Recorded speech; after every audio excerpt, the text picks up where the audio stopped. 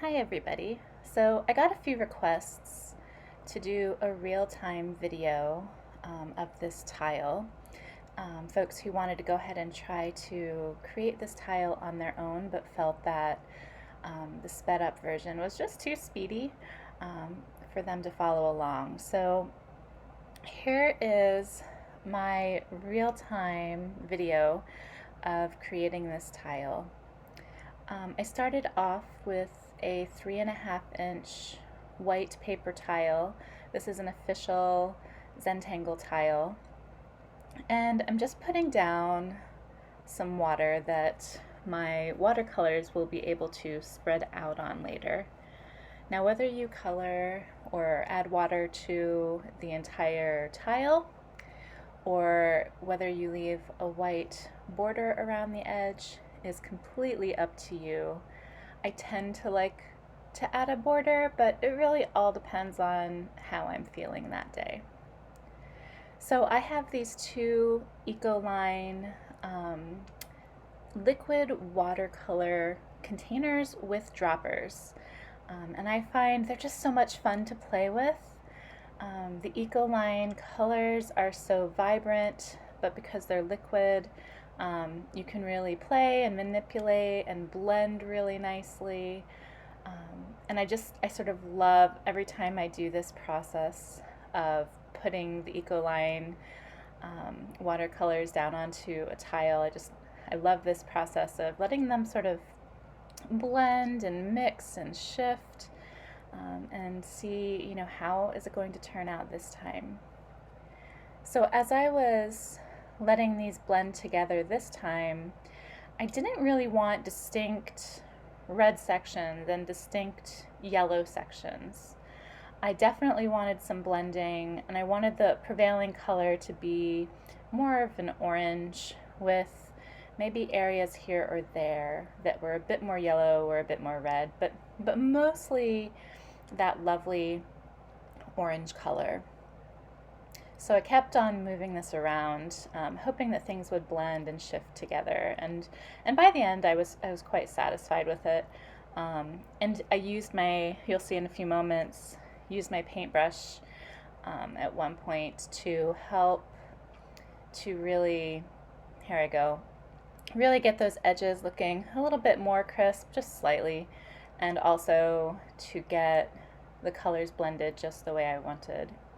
Now I don't show it at the end, but once I've got all of the colors blended the way I wanted, I used Q-tips to dab off any excess liquid, and then I used my blow dryer to dry the watercolor and to make sure that the tile was completely dry before I start doing my drawings. Now, if you leave your tile to just air dry, obviously if you have the time and patience, that's definitely an option. I tend to want to hurry up and get to my artwork, so the blow dryer is a handy tool when I'm working with watercolors. I also find that the effect is slightly different whether I let it dry over time or whether I go ahead and let it and use the hair dryer. So in this version of the pattern, I had noticed there were quite a few folks who had drawn this pattern as more of a scalloped pattern.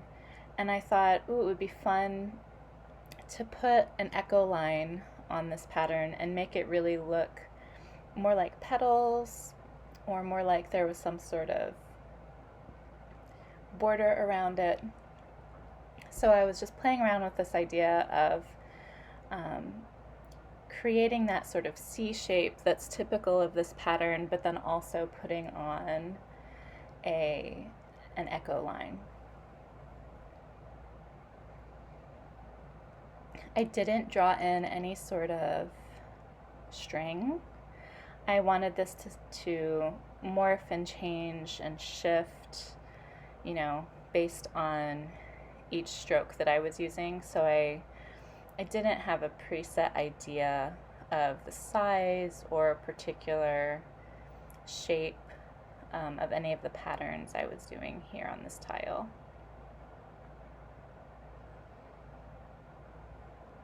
This last one's always a bit interesting, so I left a little bit of a gap, and then on the Ecoline made sure that that Ecoline connected with the beginning of the very first petal shape that I had drawn. So on the second round, I'm making sure to start to the left and curve over to the right, which is the opposite of what I had done when I made that initial round, that initial flower shape.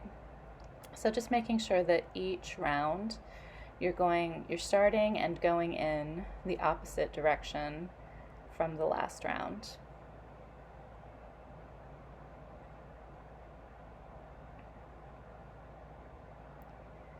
In this case, I'm always just having to use my imagination of what the pattern would potentially look like if it were coming from off of the paper or off of that colored painted edge. Just using my best judgment of when I think the pattern's going to become visible again.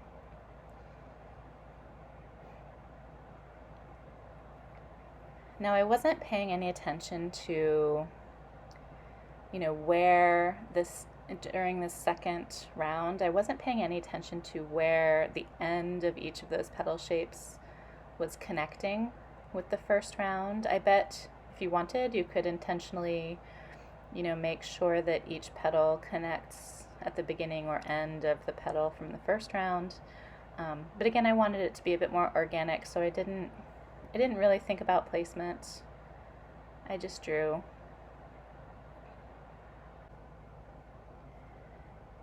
So I did a little bit of debating if I just wanted this to be a monotangle and just use the one pattern, but I decided, especially given the sort of organic, flower-like, botanical-like nature of this pattern, that I wanted to add some muka shapes in there. And I felt like rather than putting a full muka pattern in, it might be fun to connect muka with the border, similar to how people draw muka when they're doing dingbats. So I played around with this idea of drawing in my muka shapes, letting them sort of move organically, almost, as if they were perhaps like tendrils or a vine on which these flowers were connected, not being too literal with it, but I liked the almost, as if it were a flower part, as if it were also an organic part of these shapes. I'm sorry for the camera going out of focus. Sometimes when my hand is in the middle of the screen, it focuses on the pen and the hand rather than focusing on the actual artwork, but don't worry, it'll clear up. So when I drew my muka shapes, I just let the ends sit there open until I put in the border later. So I started just randomly somewhere along the edge. I drew my muka shape, and then I go right back down that stem-like shape and just end again near the edge.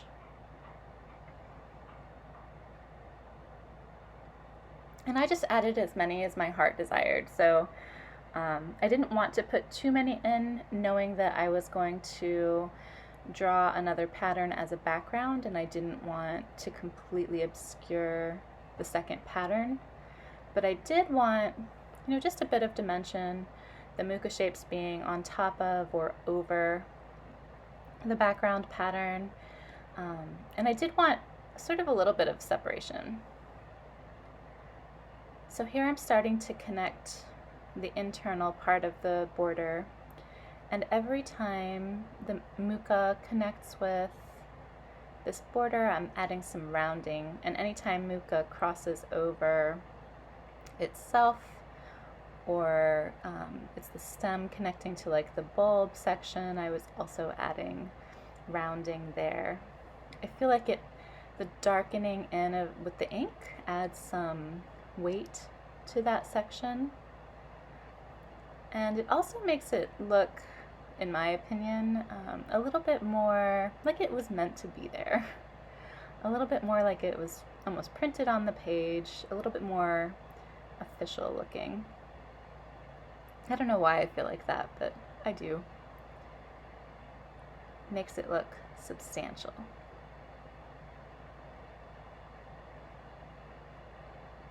I also knew I wanted to put in some orbs here and there.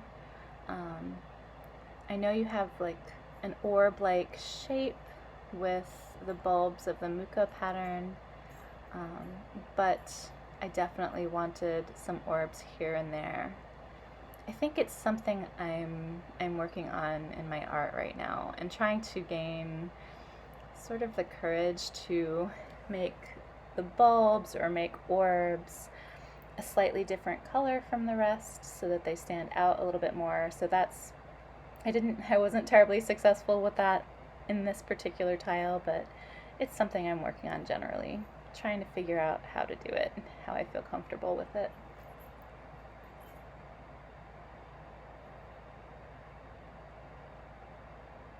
So starting to nestle some orbs in there wherever I feel like it's an appropriate place. Usually when there's some sort of juncture.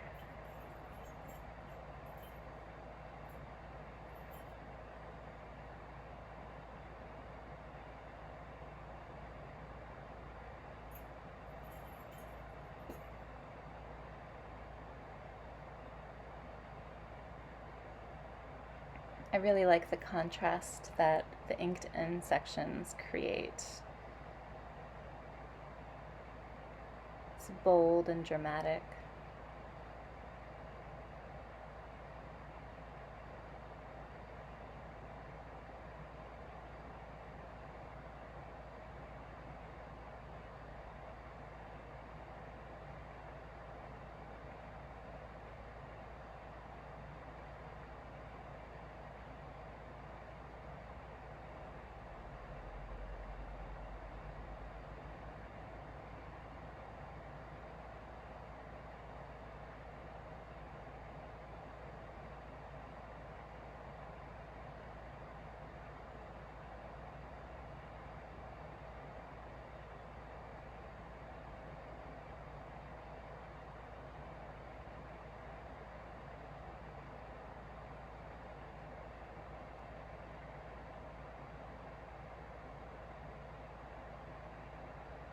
So my technique in working with color has really come from me watching other people's videos and experimenting to see what I like and what products I like.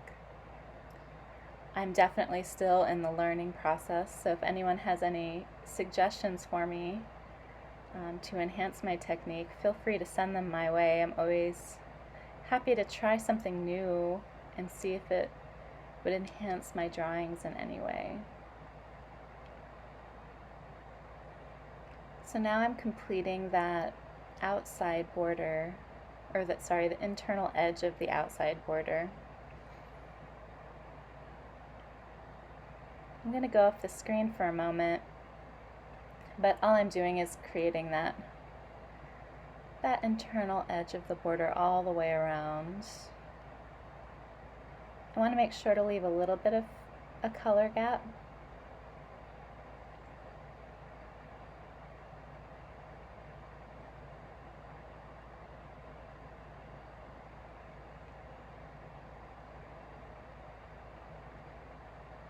So I'm just inking in some rounded bits where a Muka pattern was meeting up with that internal edge.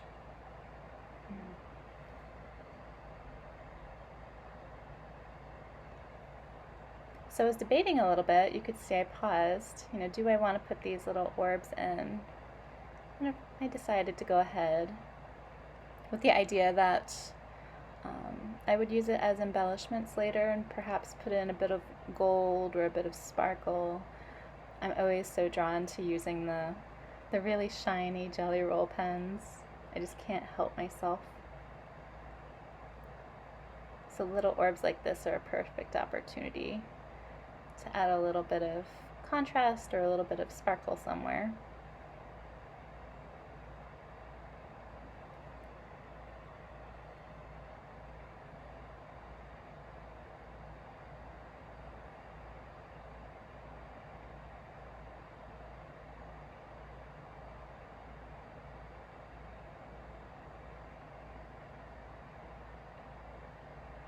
So now I'm going to go ahead and draw the second Niuroda variation.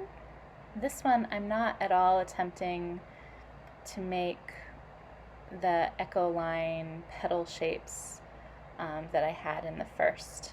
I'm just making these sort of small, either scalloped or they're almost like C shapes. And if you notice, I'm starting on the left and then curving down to the right.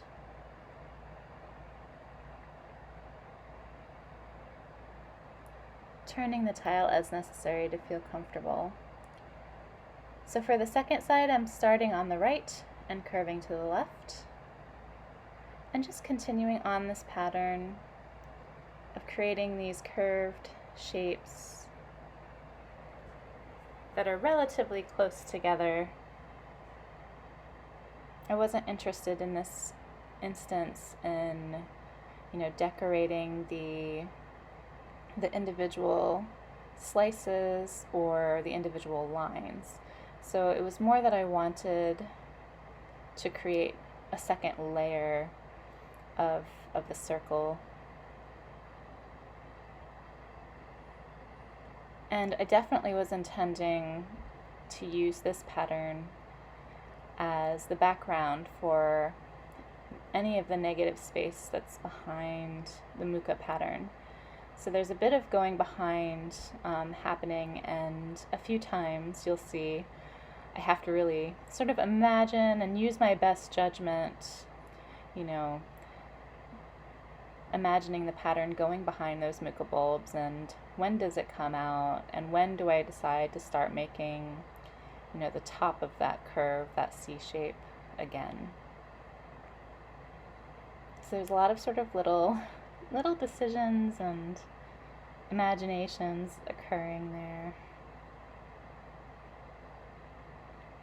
But outside of that, this actually, when I draw it like this, it reminds me of the pattern Senna, in that you're just drawing so many lines that it winds up creating movement and texture, and you might not be deliberately thinking about where those lines are going. You're sort of following where the pen is going to take you. So like where the lines gather or where they're a bit more spread out, really I sort of just go with the flow, and it happens as it happens.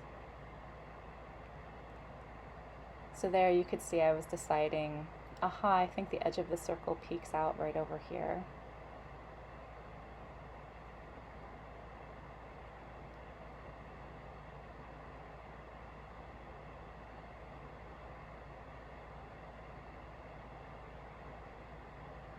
Lots of imagination happening in this part.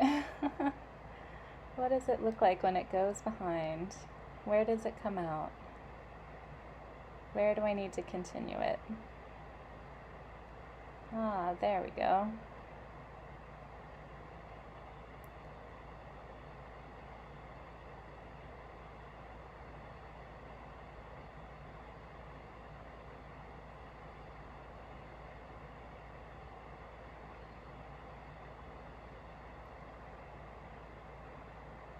Thankfully, the eye is pretty forgiving, so as long as you generally are creating some sort of circular shape, it looks usually pretty, pleasing to the eye.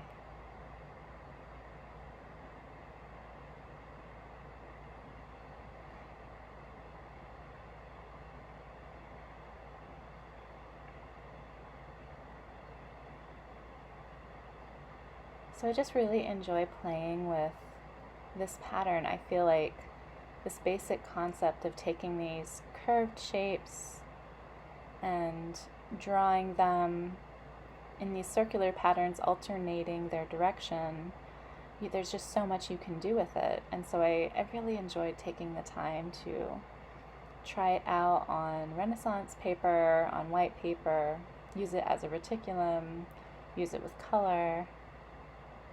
So it's just been really fun to see, what can I get out of this pattern? I'm sure there's so much more that can be done with it. I'm excited to see explorations that other people have done. So if you do something that you're really excited about, feel free to share with me. I really want to see, what amazing innovations does everyone come up with.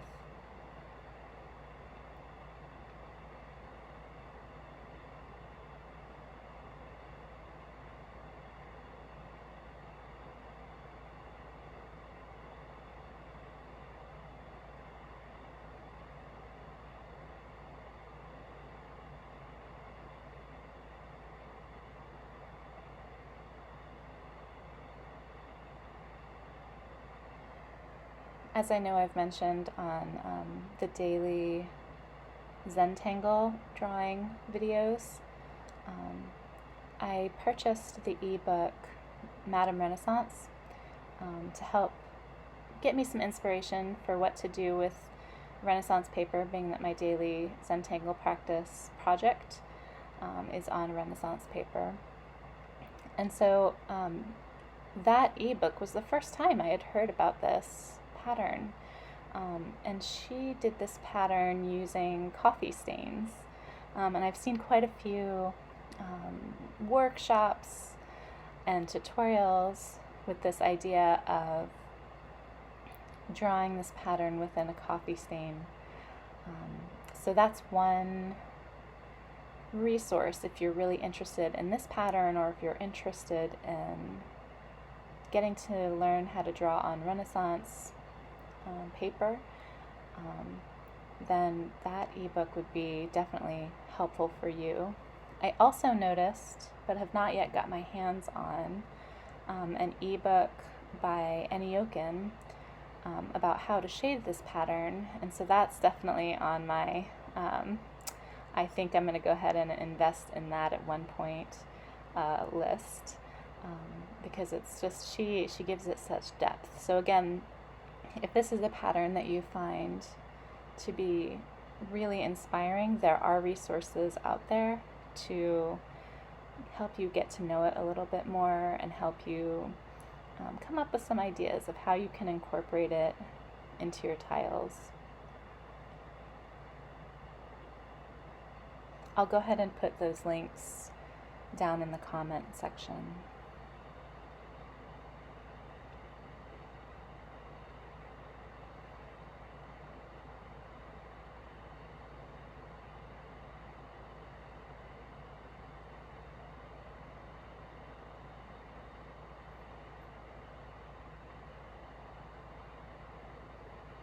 In this case, the tops were coming so close to that outer edge that I colored in the interstices, so interstices means the gap between different shapes. So I went ahead and inked in the interstices between the tops of these curved shapes until it started curving off and circling around. Then I left it.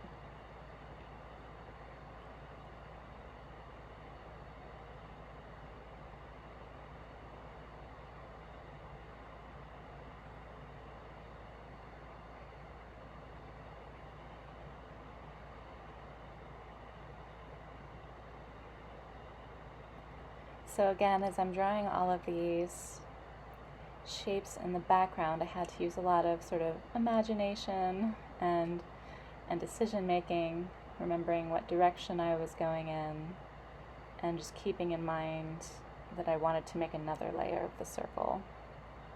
So curving around in a circular shape and flowing in the right direction.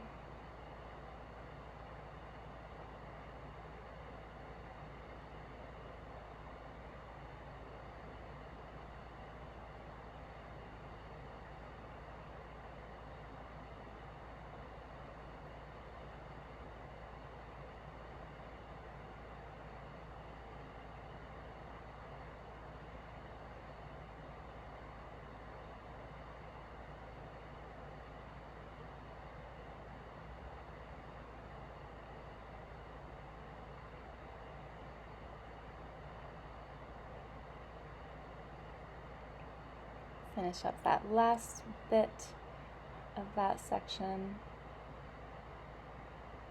that layer of the pattern.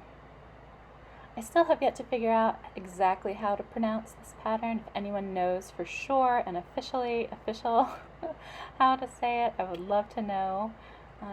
Niuroda is how I'm pronouncing it, but if anyone knows better, I would love to know the official pronunciation.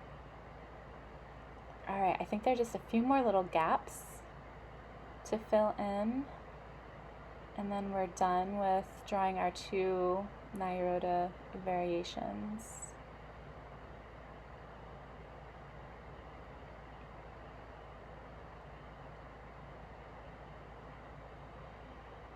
Yep, just making sure that my lines are going in the opposite direction from the last layer, but otherwise just filling in the lines.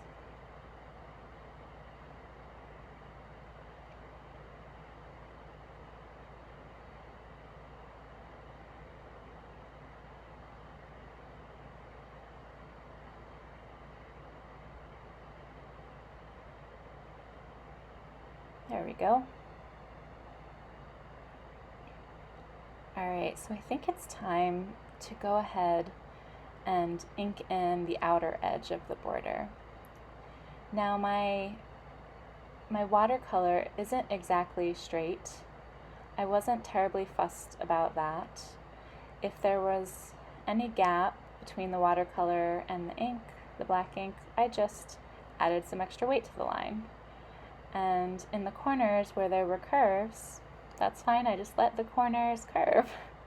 I'm not too worried in this case about having, perfectly crisp linear corners and edges, being that the whole pattern and the whole tile has this feeling of being organic and having some movement and having these circular shapes. I felt that having this sort of more curved, organic looking edge was actually very fitting for the tile itself. So again, to add some contrast, because I seem to like a lot of drama in some of my tiles, I went ahead and inked in this outside petal shape. I debated whether I wanted to leave a gap where there was going to be a shine, but opted to ink in the entire shape and then use a white jelly roll later just to put a little bit of a shine on it, rather than leaving a whole gap and using white charcoal to maybe lighten up that highlight. I've realized that while I love white charcoal, I have to be really judicious with how much I use and where I put it. And I don't like when I use too much white charcoal near my really dark black shapes, and then it sort of muddies or grays a little bit the dark black, especially if I want it to be an intense dark black. So that's why I opted for the white jelly roll rather than leaving a gap and using white charcoal later. Now, you could leave a gap and put the white jelly roll there too. That would also work. It all depends on what you're going for.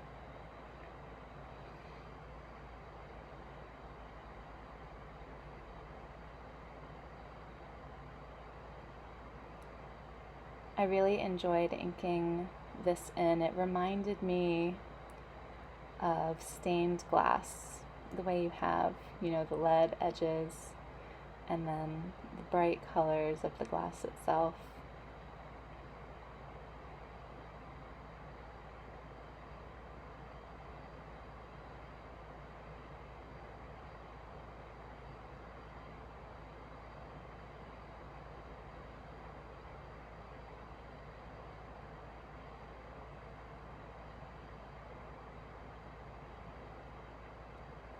This is also a case where I just really love that Ecoline background. It creates such vivid colors that are nice and blended, but there's definitely some variation. There's some areas that are a bit more pink, and there's some areas that are a bit more bright yellow, but nothing that's too distinct.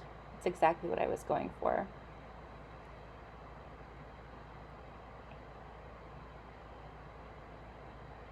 Yeah, everything blends nicely. There wasn't really a defined edge in any of the colored areas.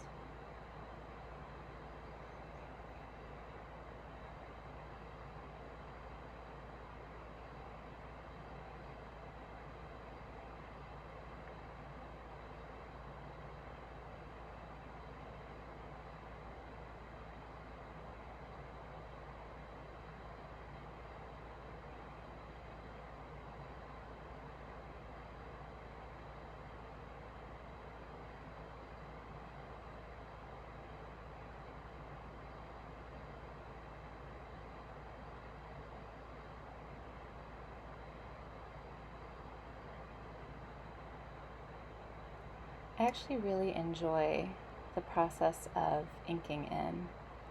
And as you could probably tell, I really like inking in thoroughly. I like creating that drama and that contrast of a nice rich blackened area and the colored areas in this case.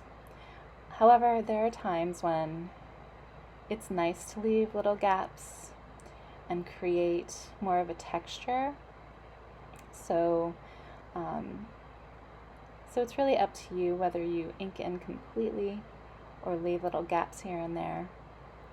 But either way, really taking time and enjoying the process of inking in, enjoying seeing your artwork morph and change based on, taking this time and enjoying using, this lovely ink on this wonderful paper. After all, Zentangles is all about being sort of a mindfulness practice, and inking in sort of gives you that period of time where you're not really having to think too much. You can really focus on your pace. You can really focus on the look of what you're doing. It's a nice time to sort of zen out. So take this time and use it as a self-care time and just really enjoy the process of inking in. Especially if you have a brand new pen. Oh, that's the best.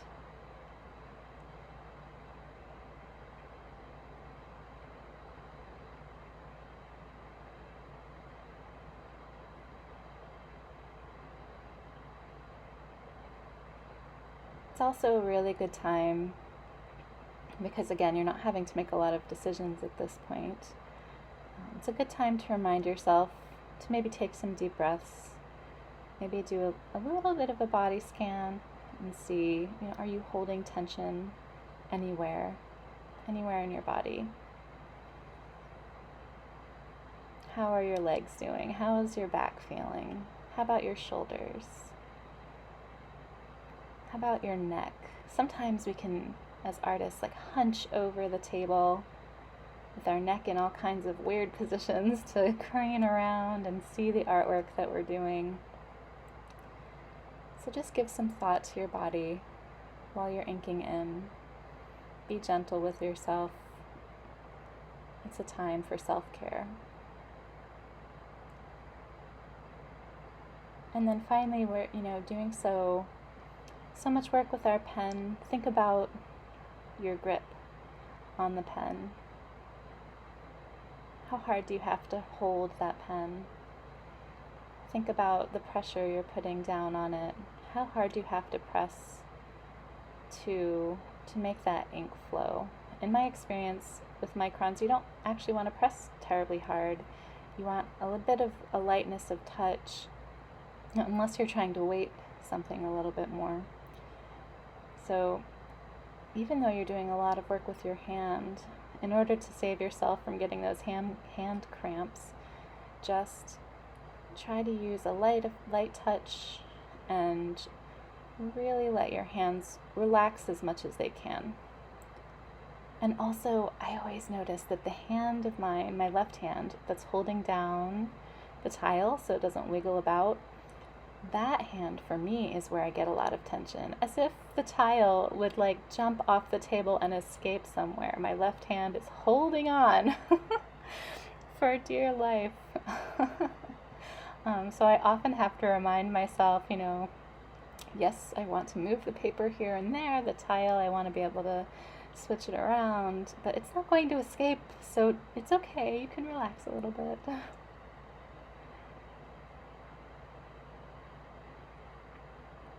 Oh, I'm really liking how this looks.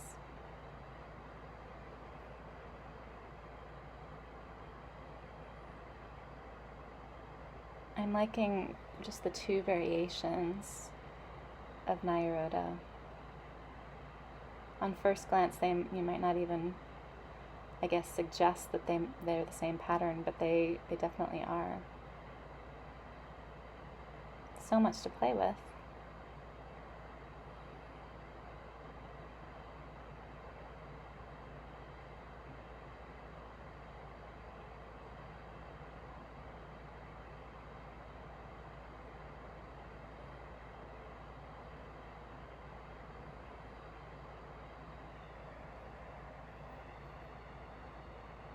Alright, so it looks like I've got my drawing all finished.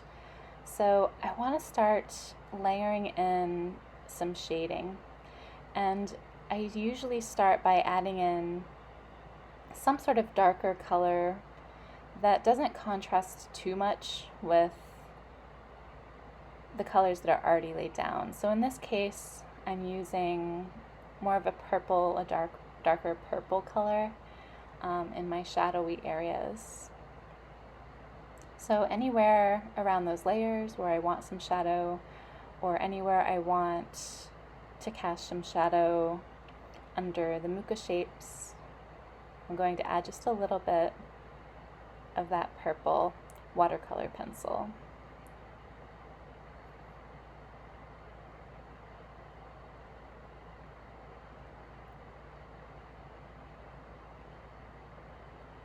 It's taken me a while to figure out how I like to shade with the watercolors. I find if I use graphite, it leaves that shiny graphite look, which totally negates my goal for shading. So I tend not to use graphite at all when I'm using watercolors. I use a combination of watercolor pencils and at this point, Copic markers.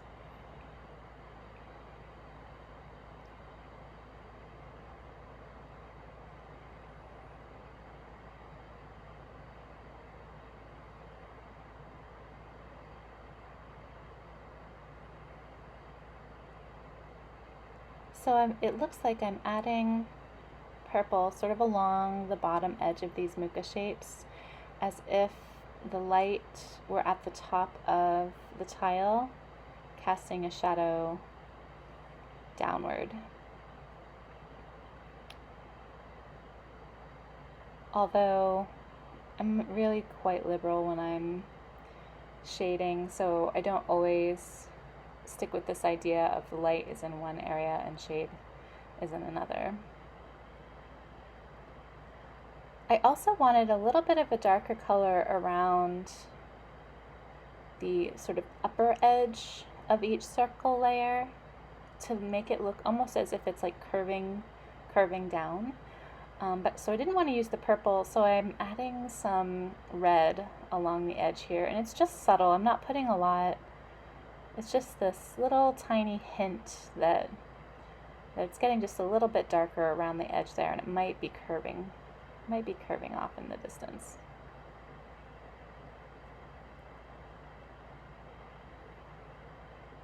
So I'm not laying too much color down. It's just to give a little hint to the eye. Now here's where I'm shading those muka bulbs. And I wasn't very assertive with my shading this time. So this is definitely a work in progress, this idea of shading in the muka bulbs.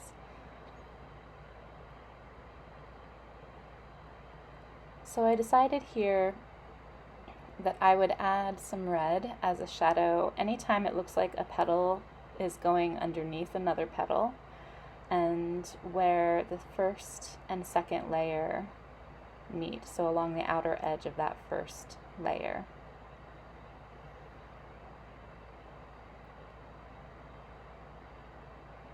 I started off with red because I knew those yellow sections would take the red pretty well, but these red sections up here, you can hardly see the red, which is why in a moment I'll go through and do the same thing using the purple. So again here, wherever it looked like one of the petals is going underneath or behind another petal, I added just a little bit. I was really enjoying the background color, so my goal here was to add enough of these darker colors to give your eye a hint that there might be a shadow there, but not to overpower or obscure the beautiful background color that's already there. So there I'm going in again with the purple. I'm not putting as much down, and I'm definitely trying to really make sure it's, you know, hugging to the black petals.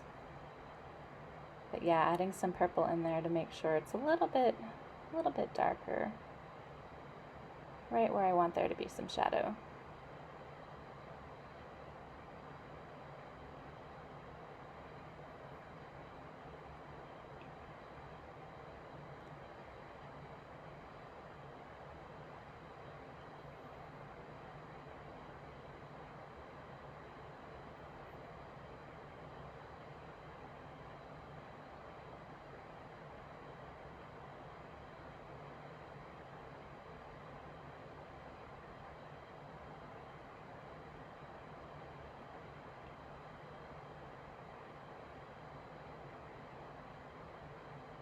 And then going into the muco bulbs and adding a little bit more of shading there.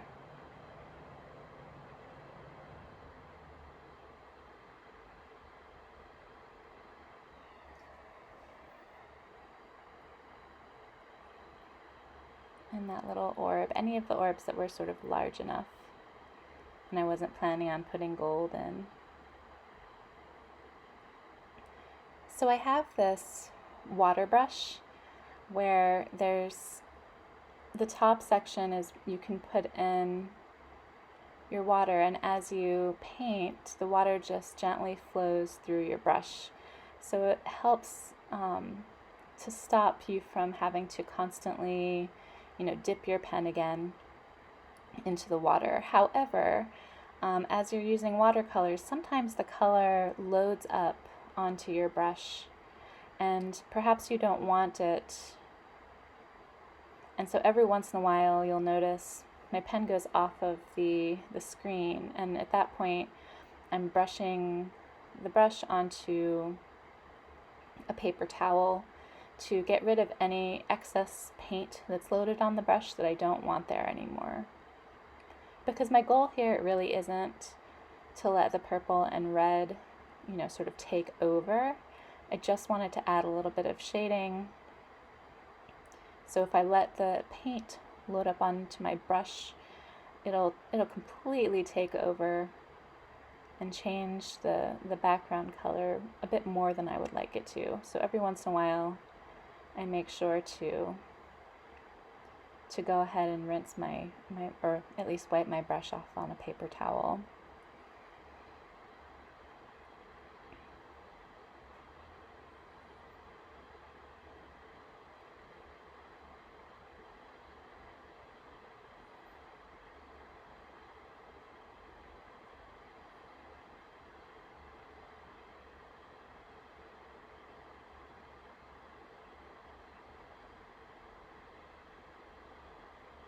My goal here wasn't intensity of color, it was just light variation in texture.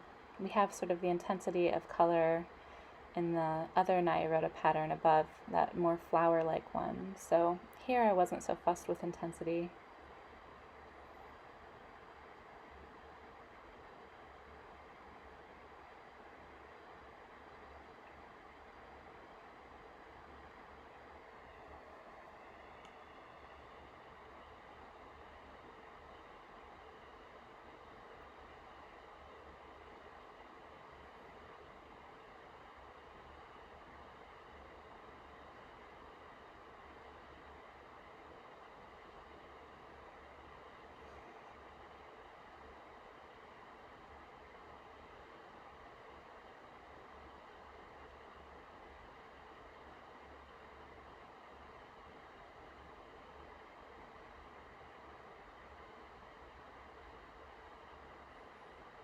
So anytime you want more water with this brush, there's a little, that top section that contains all of the water, you can give it a little squeeze, and more water will come out right on out. So every once in a while you'll see me squeezing the pen. I tend to like this brush, especially when I'm traveling and I can have my water right there in the pen rather than in a separate cup.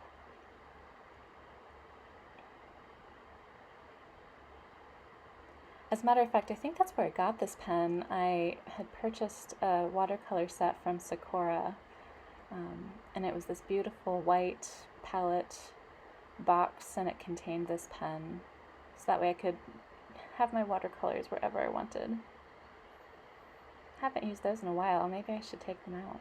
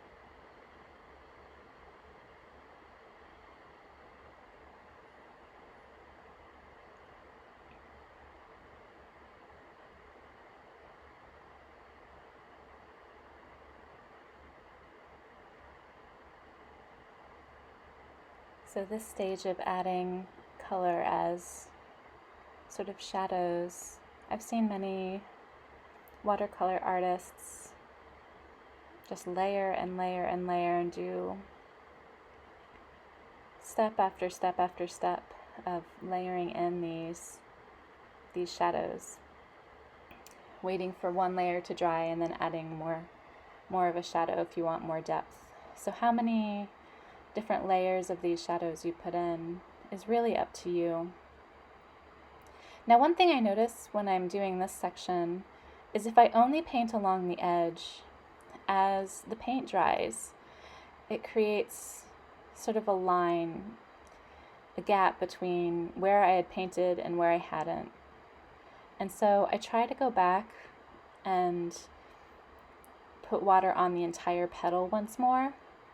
That way there's no line or gap. So I rinse my brush and then I paint, or I add water to the entire petal. That way it's all drying at one time, and we're not having different lines where different layers of water are drying.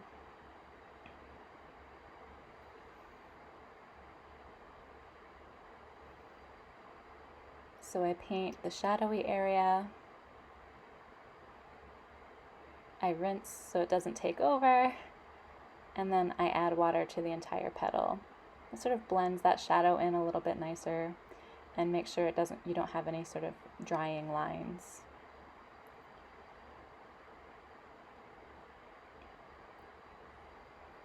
I don't like those drying lines at all. I know sometimes when you're adding in your white charcoal, you can't see those lines as much, but I do what I can to try to avoid them.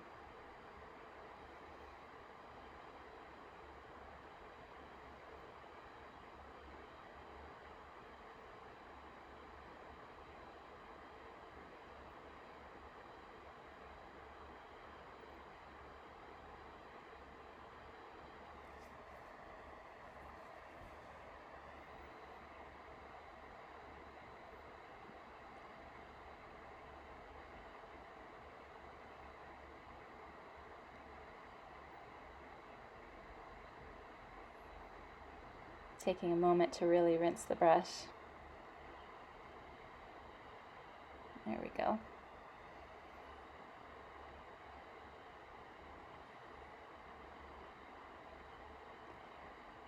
especially in these sections, I didn't want the color taking over that yellow. I really liked sort of that bright yellow area.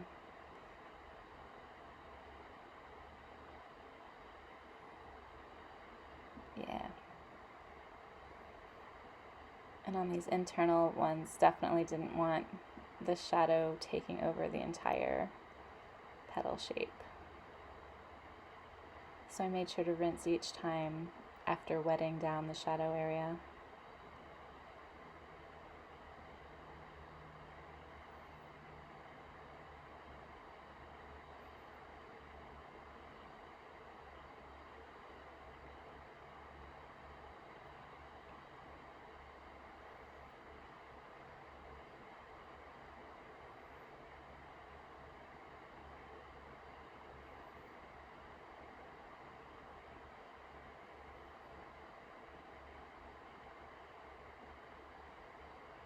So it adds just enough of a darkened area to indicate to your eye there might be a shadow there, but it's still, I feel, holding true to the background colors that we had initially.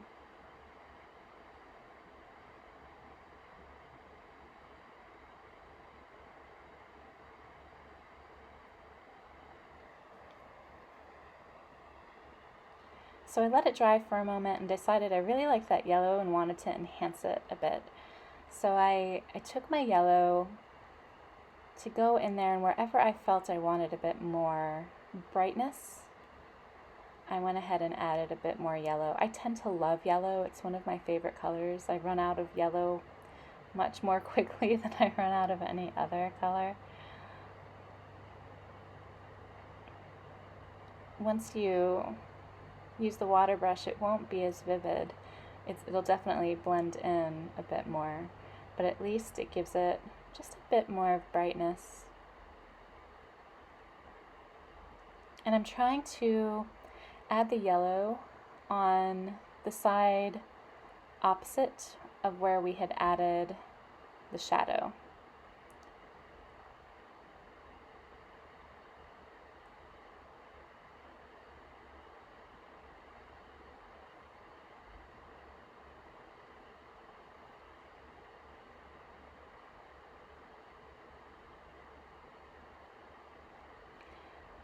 And then on the other pattern, anywhere I felt, again, that where I wanted a bit more of brightness, and potentially where later on I might add some shine, I also wanted to add some yellow in there.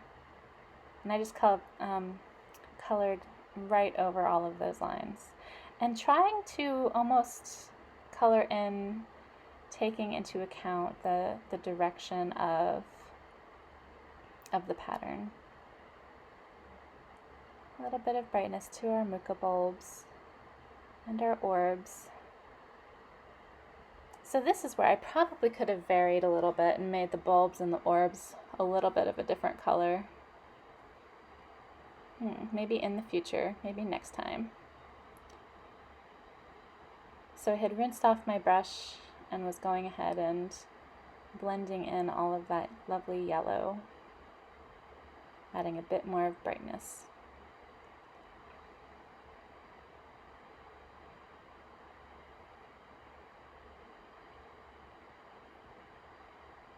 This is where layering looks really nice. You can see all the different colors that are layered onto one another. And I love watercolor pencils for this reason. You can layer really nicely and control where exactly you're putting the color.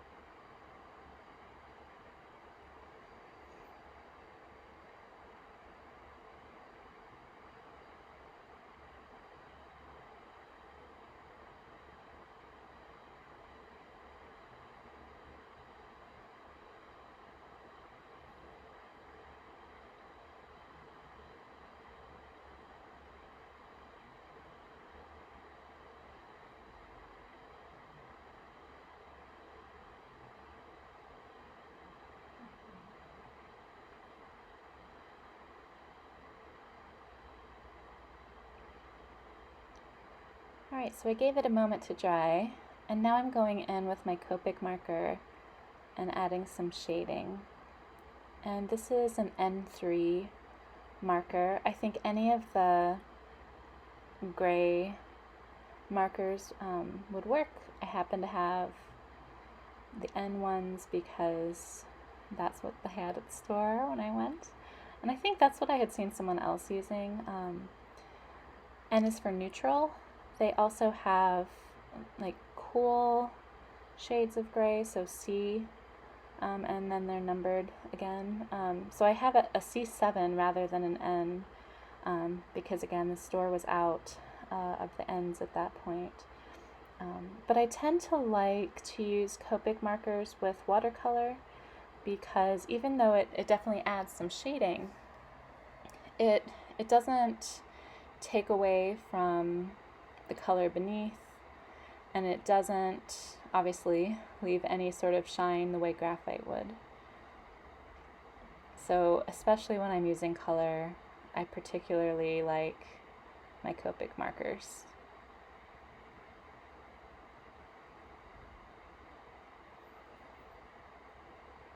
Once you lay down the ink, it does spread to some extent, and you can vary whether you're using the tip of the marker or the edge, the side, to get a bit more of a sort of a smooth look.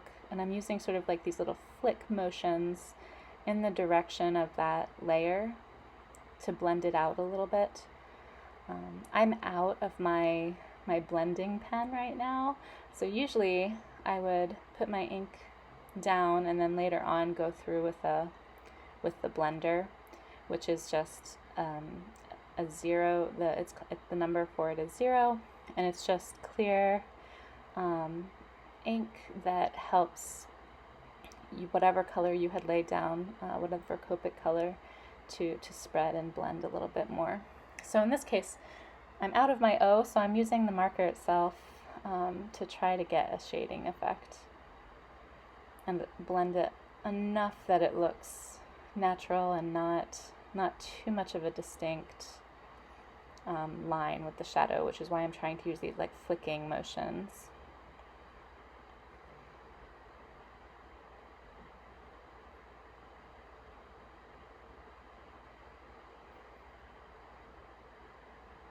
And I'm trying to flick in the, like I said, the direction of that particular layer that I'm working on at the moment.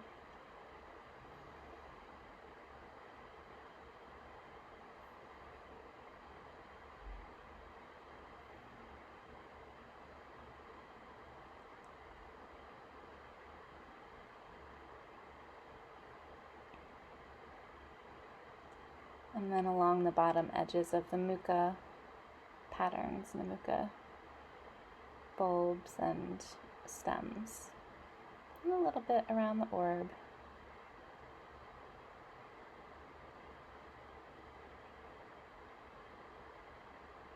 It does spread out a little bit on its own without the blender, so you can expect that.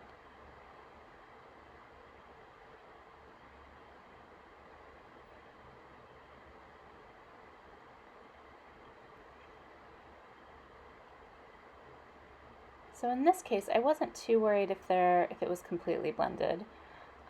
It felt like this was had a smooth enough texture that if the shadow was a little bit more defined, I was okay with that.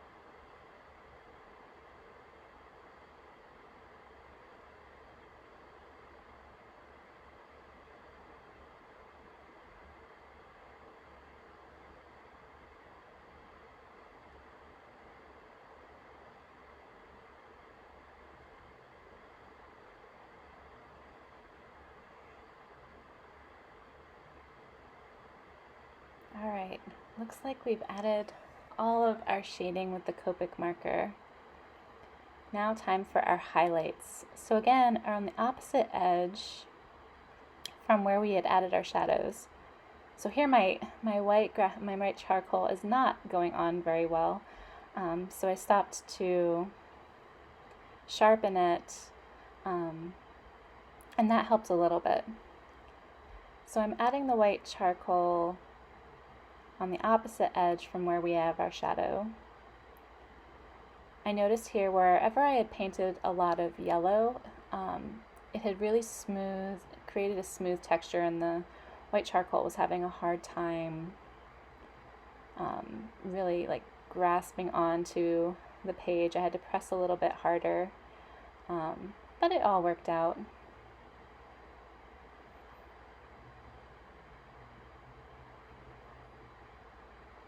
I didn't want the charcoal getting too close to the black. I don't, again, like I was saying earlier, I don't like when the white charcoal obscures the black too much.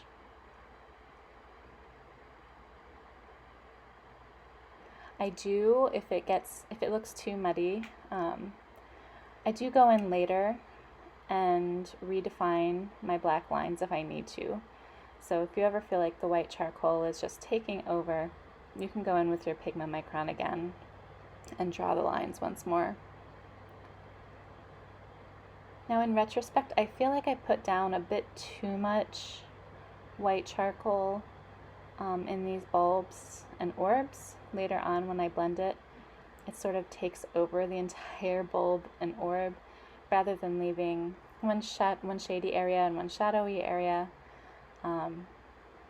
That's just me being picky, but if I'm trying to perfect my orbs, that's one critique.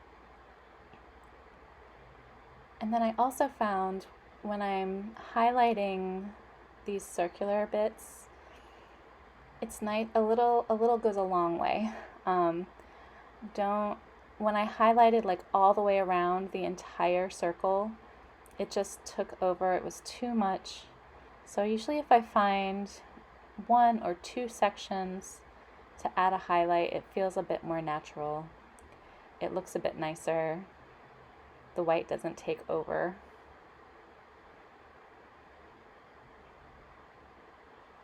I'm trying to learn the less is more technique of using white charcoal. So I had gotten up at that point and had turned off one of my lamps, and when I sat down to work again, I forgot to turn on both lamps. So you can notice the color is a bit different here. I apologize. I forgot to turn on my second lamp. So you can see the difference just one lamp makes. The colors are still quite lovely though.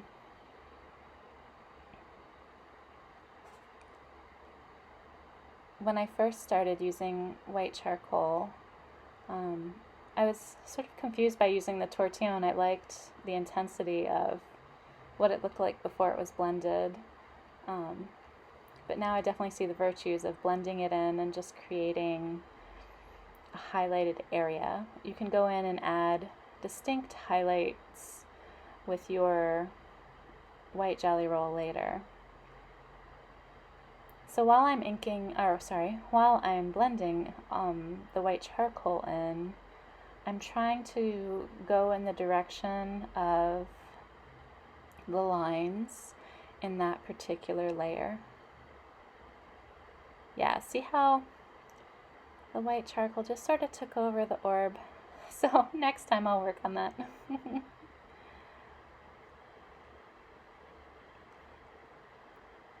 I was deliberate with that in the flower petals, not wanting to put too much charcoal there because I wanted to still really see the color distinctly.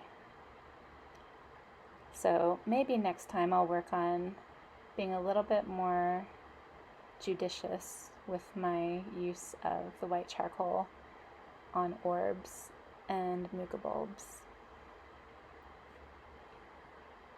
It's always nice to have an area to focus for your growth. And that's the thing I'm going to work on with color next time I do a color tile.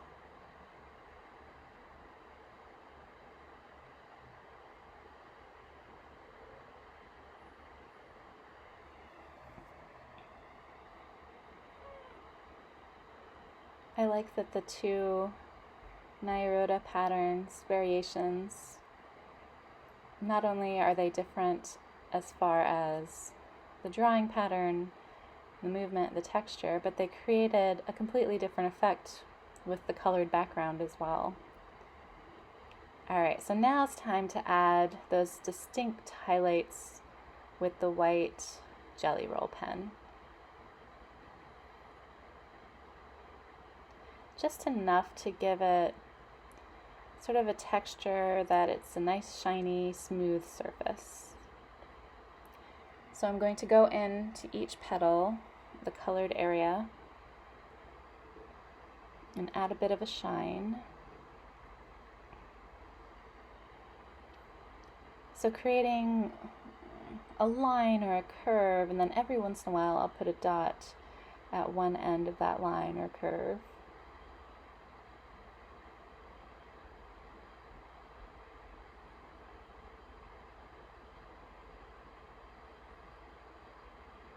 It can just be subtle.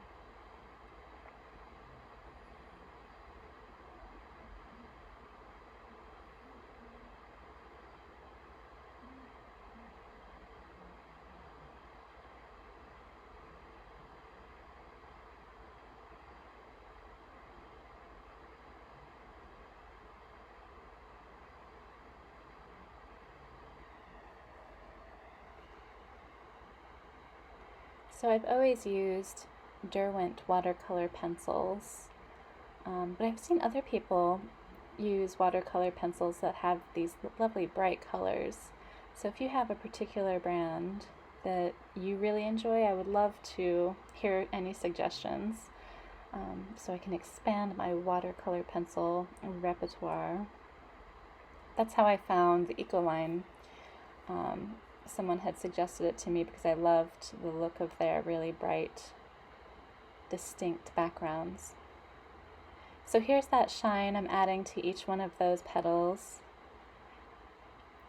Makes it look glossy. Some of them are just a line, some of them are a line and a dot. I don't really think strategically about which ones I put dots on and which ones I don't.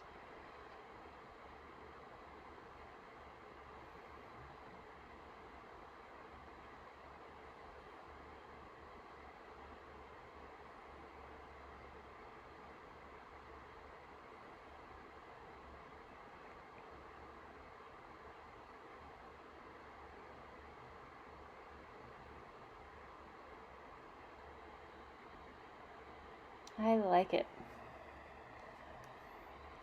So here's another time when I'm trying to focus on being a little bit judicious on adding my highlights.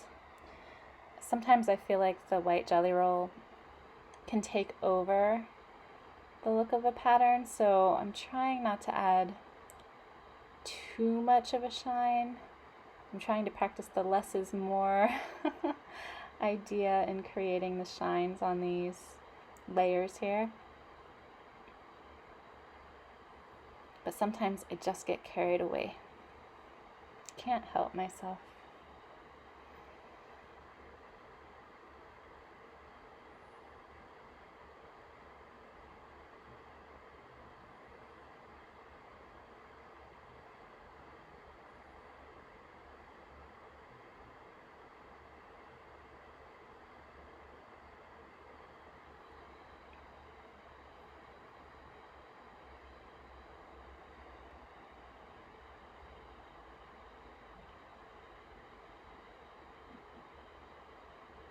So I was feeling very tempted at this point by my purple Stardust glitter Jelly Roll pen. I just love adding glitter to a colored tile. I don't know what it is. I mean, my tile looks lovely just the way it is. But glitter just calls to me. I can't go without it. So at this point I was deciding, where do I want to add my glitter? I already knew I wanted these little orbs to be gold. And the only other place I could think was to add some glitter to the mucus stems and the border. So I just had to go for it. I didn't know if it would turn out wonderfully, but I knew I loved glitter, and so how could it go wrong, I guess? So yeah, this was sort of just an experimental step. Like I said, it looked perfectly lovely without the glitter, but I just felt drawn to adding some glitter. If you've ever used these Stardust pens by Sakura, they're almost addicting, and they're just so much fun to write with, and they're so shiny. So you might find yourself adding glitter here and there, just like I do, without intending it per se. But I don't think it looks bad. Just sort of wrapped it around to make it look it was like hugging that muca bulb.